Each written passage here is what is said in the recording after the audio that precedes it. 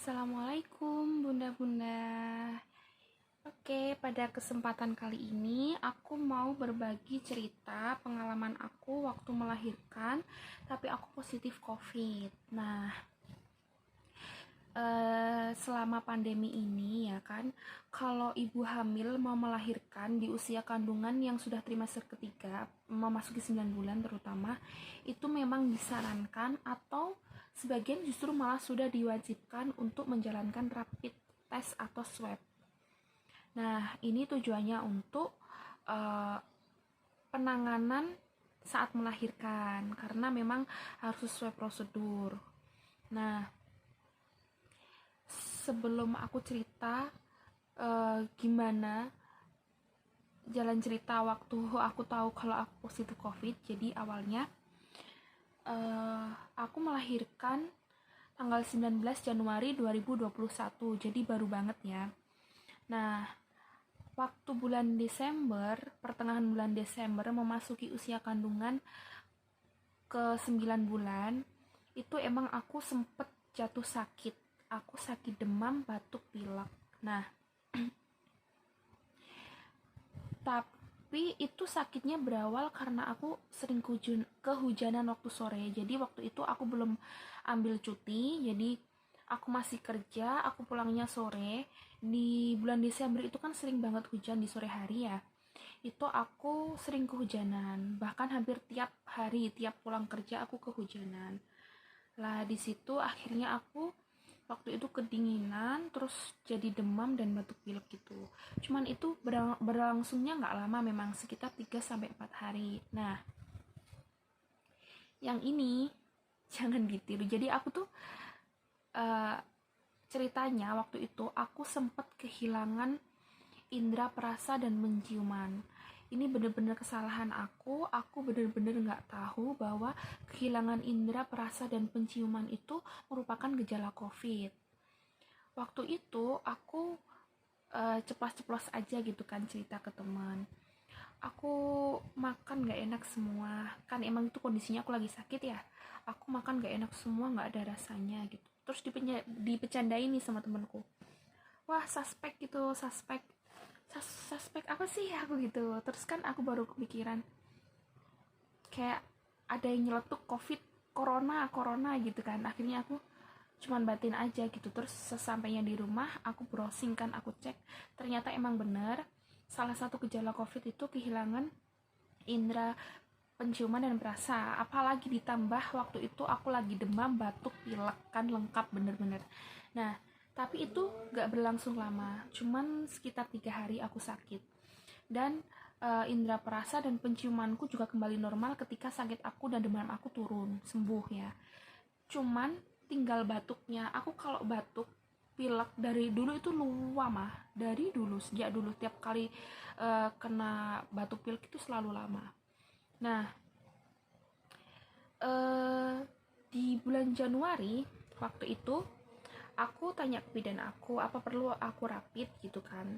Kata bidan aku terserah, kalau mau melahirkan normal di sini ya terserah sih, bidan bilang gitu. Akhirnya ya meskipun bidan aku ini memudahkan ya, meskipun mungkin dia pikir rapid nggak usah rapid itu nggak apa-apa, yang penting kamu bisa lahiran normal. Cuman kita ya nggak berharap, cuman kita tetap jaga-jaga ya, siapa tahu nanti ada sesuatu yang mengharuskan kita dirujuk ke rumah sakit. Nanti kalau kita nggak punya surat si rapid ini malah jadi bingung kan. Malah jadi gugup semua gitu, udah perut udah nggak enak, udah waktunya melahirkan tapi kita masih bingung ngurusin surat-surat kayak gitu. Akhirnya aku mau rapid, aku bilang aku mau rapid, sama bidan disarankan rapid ke puskesmas. Waktu itu aku rapid ke puskesmas, rapid test ya, jadi cuman dijepret di jari gini, dijepret, habis itu hasilnya kan cepet, aku nunggu hasilnya langsung keluar dan aku ditunjukin bahwa hasil itu reaktif. Jadi ini, nah ini hasil pemeriksaan lab aku dari puskesmas. Di sini ada hasil rapid test antibody, itu ada keterangan IgG dan IgM. Nah, IgG aku ini reaktif hasilnya, kalau IgM-nya non reaktif. Nah, katanya yang mas-mas yang ada di lab itu kalau IgG-nya reaktif berarti memang aku reaktif gitu. Waktu itu aku kembali masuk ke ruang KIA. Waktu itu kembali masuk ke bidannya gitu, kata bidannya, enggak, ini non reaktif gitu katanya. Lah, katanya yang di lab tadi reaktif gitu. Terus dilihat lagi sama bidannya, oh iya ternyata bener reaktif. Kalau IgG-nya reaktif itu berarti memang reaktif, positif, intinya kayak gitu. Akhirnya aku tuh langsung deg-degan gitu kan. Jadi pulang, aduh gimana ini. Jadi pulang dari puskesmas itu, aku nggak langsung ke rumah tapi langsung ke rumah bidan aku kan. Aku panggilnya Bu I. Bu ini gimana, aku reaktif. Udah nggak apa-apa, udah tenang aja, ini kan baru rapid test gitu, nggak apa-apa, udah tenang, yang penting jaga kesehatan tubuh, minum minum jeruk anget, minum madu, terus minum vitamin, terus jangan stres. Waktu itu sekalian aku dikontrol, coba sini aku dilihat kan, aku ditensi. Dan hari itu biasanya aku tensi selalu normal antara 110 sampai 120 ya. Di waktu aku bawa hasil rapid ke bidan itu, tensi aku langsung 150. Bidan aku langsung, ini yang bikin nanti nggak sembuh gitu kan, stres. Sudah nggak usah deg-degan ya, nggak bisa ngindarin ya, pasti deg-degan ya kan, takut ya, karena tahu kalau reaktif. Pikiran aku udah positif covid, jadi bener-bener cemas. Akhirnya karena aku udah istilahnya dibuat tenang sama bidan aku, intinya aku dikasih vitamin juga, terus disaranin minum jeruk anget sama madu. Nah, aku dihubungi lagi sama puskesmas by WA kalau ada, aku dijadwalkan tes swab karena rapid aku tuh reaktif, jadi aku dijadwalkan tes swab itu minggu depannya, beberapa hari setelahnya, kalau nggak salah 4 hari setelahnya. Nah, menuju swab itu aku tiap hari benar-benar minum jeruk madu itu setiap hari, terus minum vitamin, berjemur. Pokoknya aku tuh bener-bener takut jangan sampai nanti swab aku positif. Nah, waktu swab ya langsung setelah itu aku swab itu hari Senin kalau nggak salah. Iya, hari Senin aku swab. Aku pede, aku bener-bener pede karena memang aku nggak merasa sakit, aku udah bener-bener sembuh. Cuman kalau batuk sebenarnya juga udah nggak batuk, cuman kayak di dada aku itu kayak masih ada dahak yang belum keluar gitu. Iya, emang aku berasa kayak gitu, cuman menurut aku itu bukan masalah, tapi kan kita nggak tahu kalau itu bener-bener masalah ya menurut kesehatan. Nah, aku swab hari Senin itu memasuki usia kandungan 40 minggu. Nah, pokoknya Senin aku swab, minggunya itu swabnya keluar. Lah, waktu hari Minggu itu tanggal 17 Januari itu adalah HPL aku, hari perkiraan lahir. Sebelum tanggal 17, tanggal 16 itu aku udah kontrol ke bidan karena aku udah kayak ngerasa nggak enak perutku. Ternyata itu cuman kontraksi palsu. Waktu dicek bidan memang belum ada pembukaan, jadi cuman ada lendir aja di dalam. Katanya ibu bidan, ya mungkin sekitar seminggu lagi lahiran gitu kan. Tahu-tahu hari Minggu tanggal 17 waktu hari HPL aku di WA sama puskesmas, ditunjukin hasil swab aku dan ternyata positif COVID. Cemas ketika di detik itu juga. Aku langsung, ya Allah gimana ini, mana aku belum ada kontraksi sama sekali. Dan di hari Minggu itu juga, setelah aku mendapat berita itu, tiba-tiba aku ngeflag, keluar darah.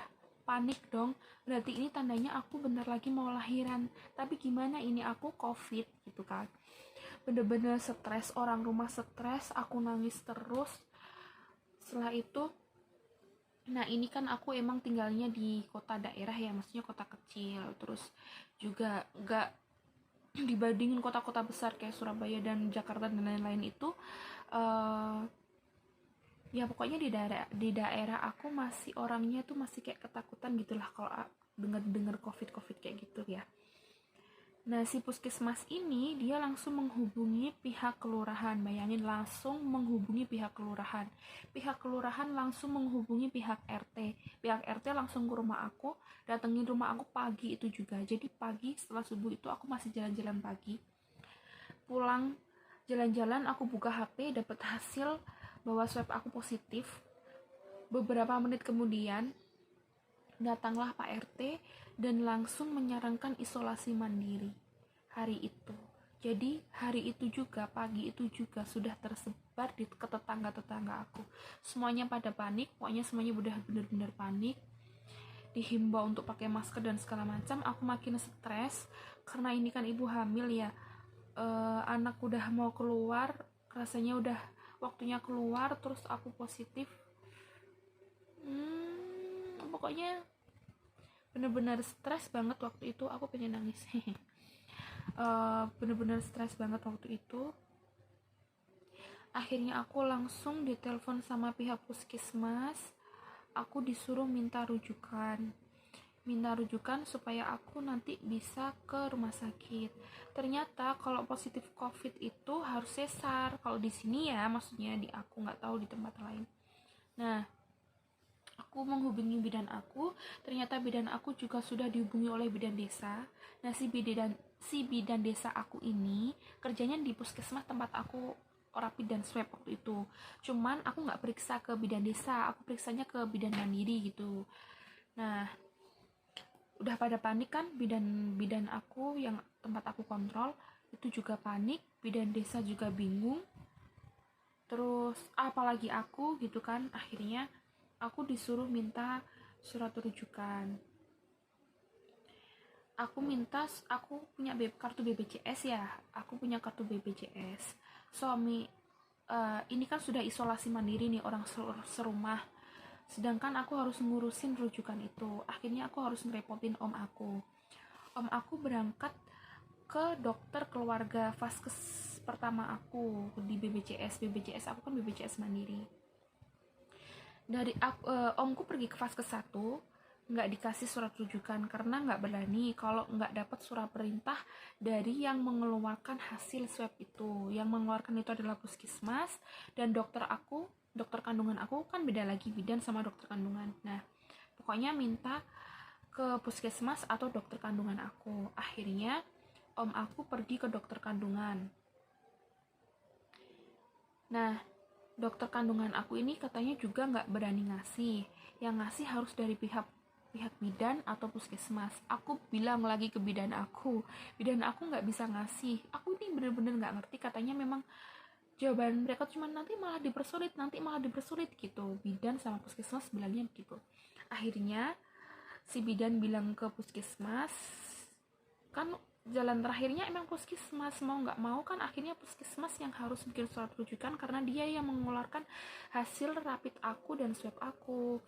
Nah, ini hasil swab aku kayak gini. Anehnya ini dia nggak ada kop surat dan stempel. Aku nggak ngerti, ini baru kepikiran setelah semuanya terjadi, kenapa nggak aku tanyain, dan emang sampai sekarang aku belum sempet tanya. Jadi buat temen-temen yang barangkali besok dapat hasil tes swab yang modelan kayak gini, bisa ditanyain ini pertanggungjawabannya gimana. Karena kalau dikasih file PDF aja, jadi ini tuh awalnya file PDF yang aku print sendiri hasil swab itu. Kalau file PDF aja semua orang bisa ngedit gitu kan. Nah, itu nanti perlu yang bener-bener jadi pertanyaan. Bukannya suuzon, tapi kan kita memang perlu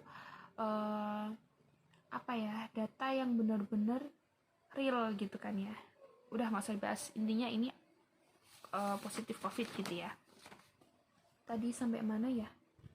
Nah, akhirnya puskesmas yang ngeluarin yang akhirnya berhasil mendapatkan rujukan ke rumah sakit. Hari Minggu itu kan, Minggu, Senin galau berat. Akhirnya Selasa jam 10 pagi aku dihubungin, ditelepon sama pihak puskesmas. Aku disuruh siap-siap, katanya nanti jam 2 dijemput ambulan, kita berangkat ke rumah sakit untuk sesar. Rasanya itu bener-bener setelah hari Minggu dan Senin stres berat, nggak bisa tidur, malam itu nangis sampai aku itu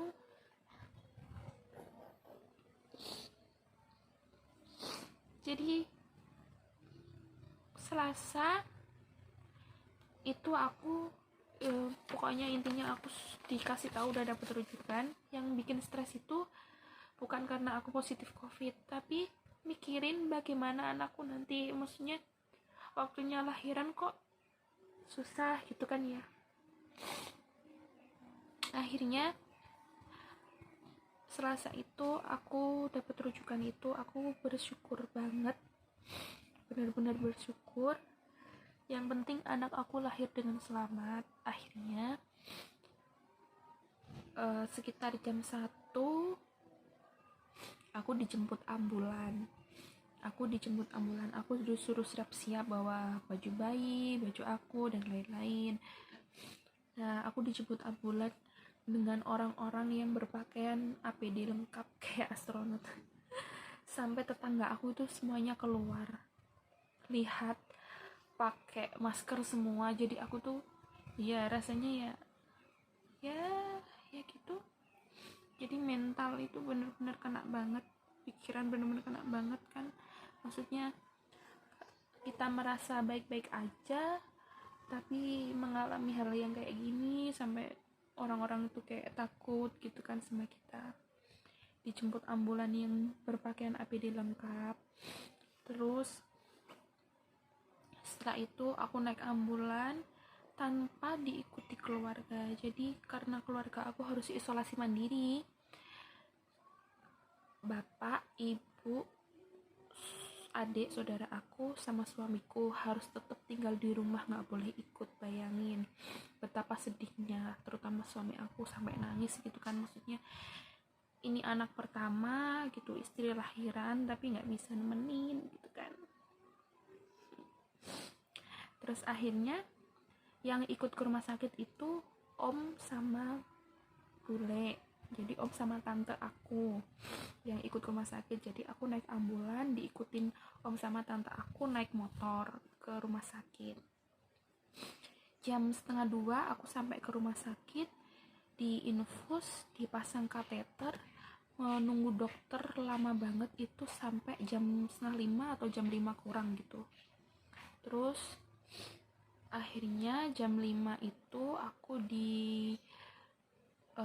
masuk ruang operasi. Jadi aku nggak tahu ya bedanya kalau prosedur melahirkan karena positif COVID sama yang biasa, aku nggak tahu. Yang jelas kayaknya memang sama aja, cuman bedanya itu nanti ini ya, tentunya dokternya pakai APD lengkap dan ada isolasinya gitu. Jadi aku masuk ke ruang operasi, terus aku dibius epidural setengah.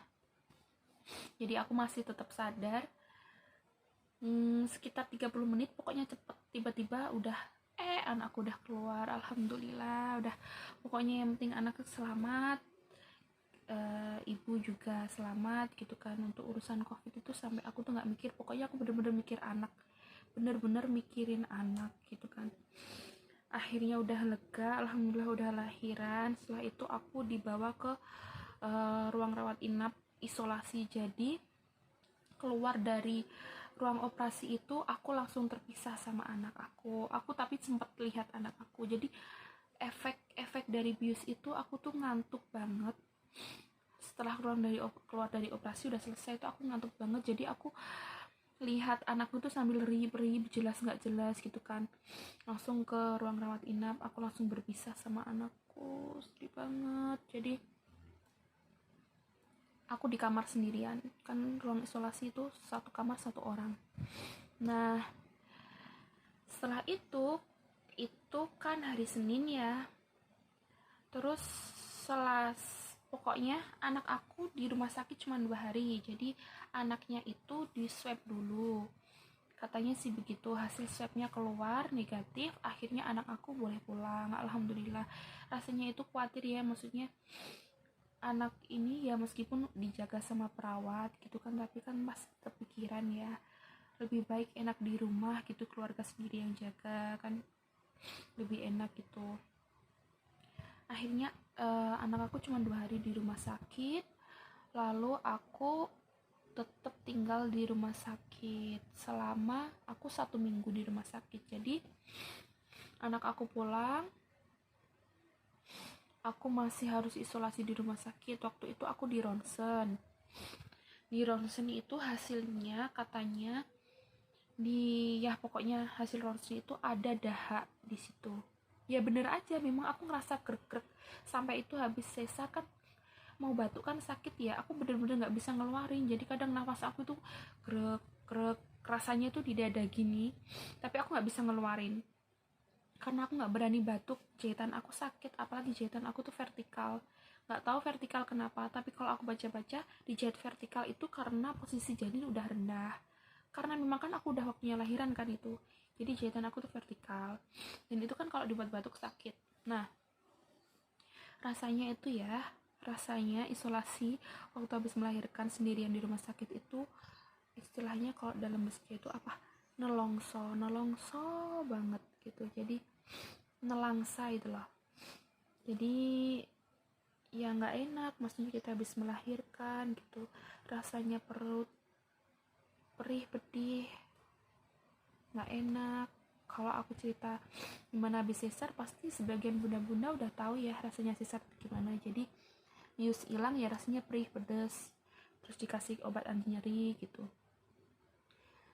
Terus kateter aku tuh besoknya apa kapan gitu ya dilepas. Akhirnya aku pipisnya di underpad karena aku belum bisa duduk. Nah itu lagi nggak enaknya, nggak ada keluarga. Akhirnya aku baru bisa duduk itu hari ketiga pasca operasi. Ini kan maksudnya pengalaman pertama aku ya, anak pertama, jadi aku tuh nggak ngerti gimana sih caranya, maksudnya aku nggak pulih-pulih, badan aku rasanya kaku banget. Akhirnya aku banyak-banyak baca di internet, aku browsing, terus di grup-grup ibu yang pernah melahirkan kayak gitu, tanya kan biasanya itu berapa hari udah bisa duduk jalan. Aku juga tanya teman-teman aku yang sesar gitu.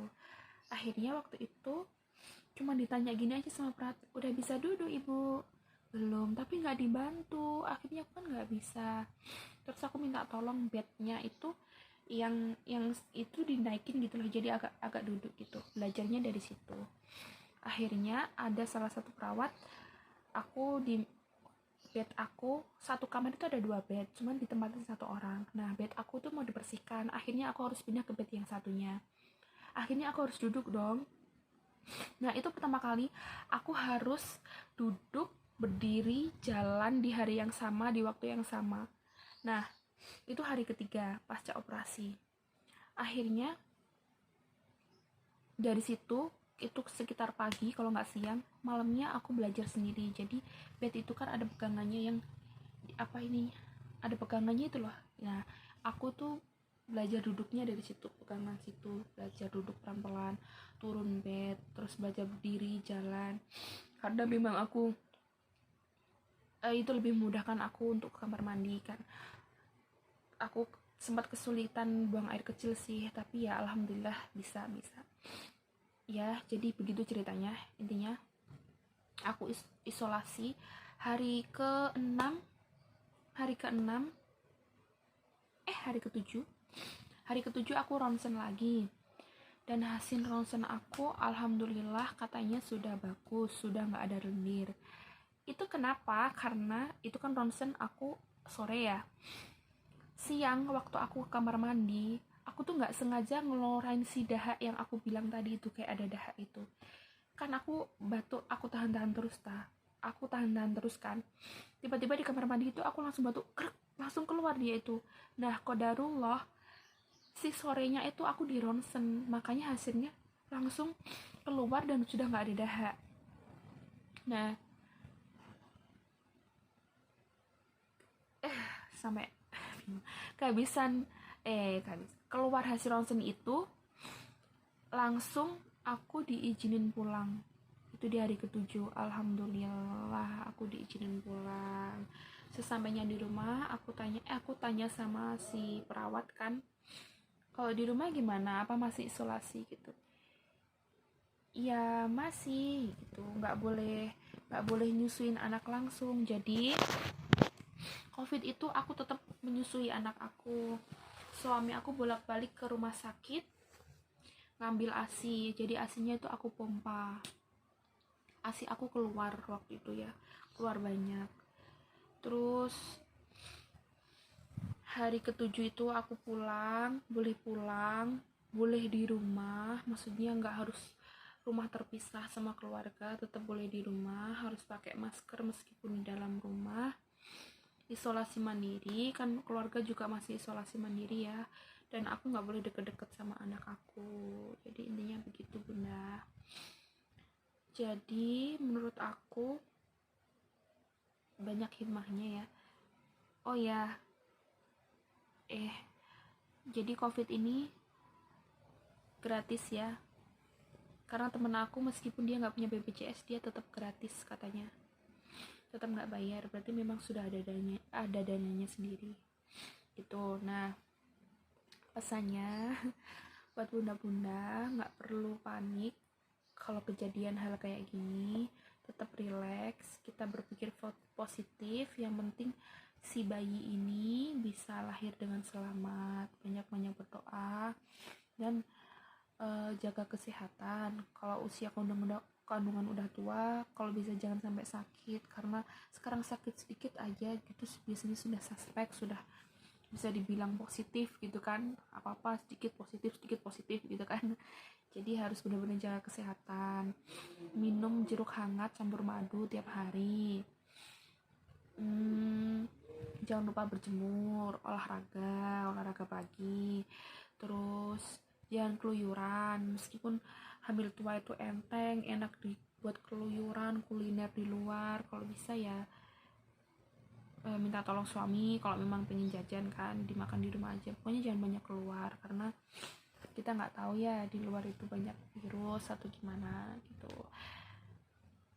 Gitu sih. Jadi buat bunda-bunda, semoga yang mau melahirkan dilancarkan, jangan sampai positif COVID, dan yang sudah positif COVID jangan panik, anak itu pasti lahir positif. Yang penting anak lahir dengan selamat, optimis maksudnya ya, optimis pikirannya, relax, semuanya akan baik-baik aja, semuanya akan berjalan dengan baik. Nanti Allah yang ngatur, yang penting kita banyak berdoa dan berusaha supaya tetap sehat, jaga kesehatan. Oke, terima kasih. Jadi seperti itu, semoga sehat selalu bunda-bunda yang hamil dan bunda di seluruh Indonesia atau dunia. Assalamualaikum.